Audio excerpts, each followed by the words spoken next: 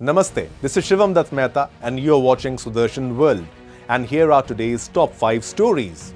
North Korea's infamous hacker group Lazarus has pulled off one of the biggest crypto heists in history, stealing $1.5 billion from the exchange ByBit, and they have already laundered $300 million. The hackers tricked ByBit by secretly altering wallet addresses, redirecting 401,000 Ethereum straight into their own accounts.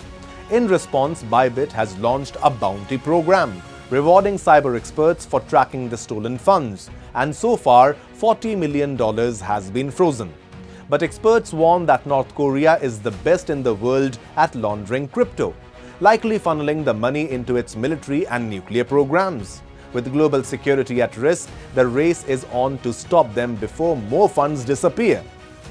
In another news, in a major anti-terror crackdown, Spanish and Italian authorities have arrested 10 Pakistani nationals in Barcelona, all linked to the terror outfit Tehreek-i-Taliban Pakistan, the TTP. These radicals were using encrypted messaging groups to incite beheadings and recruit for jihadist activities across Europe. Investigators uncovered a women-only online group where extremist content was shared and potential attack targets were selected. On March 6th, the accused were presented in court on charges of terror financing, radicalization and glorifying jihad, with 4 of them sent to prison.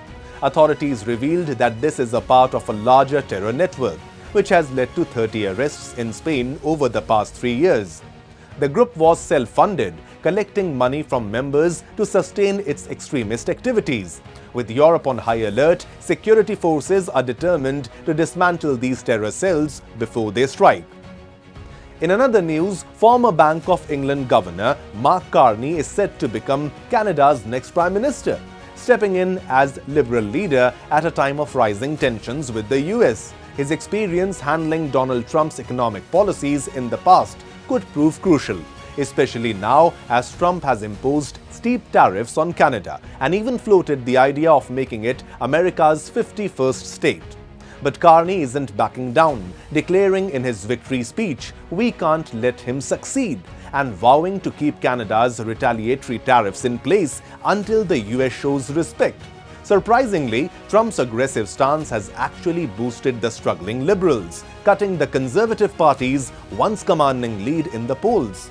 Now Carney faces 2 major decisions: how to handle Trump and when to call an election, and both will shape Canada's future in the months ahead. Moving on, in big trouble in Syria, over 1,000 died in a fresh wave of violence. Security forces, civilians and militants caught in the crossfire. After the fall of Bashar al-Assad, the Al-Qaeda-linked HTS has taken control, sparking brutal revenge killings. Alawites and minorities fear persecution, while gunmen are targeting homes, security forces and entire villages. Interim President Ahmed al-Shara calls for peace, but with Israel bombing, Russia securing its bases and militias running wild, Syria is on the edge of a new disaster. Will peace return, or is this just the beginning of another deadly chapter? Moving on to our next story, North Korea is back with its missile provocations. As the US and South Korea kick off their massive Freedom Shield 2025 military drills, Pyongyang fires multiple ballistic missiles into the Yellow Sea, calling the drills a dangerous provocation that could trigger war with just one accidental shot.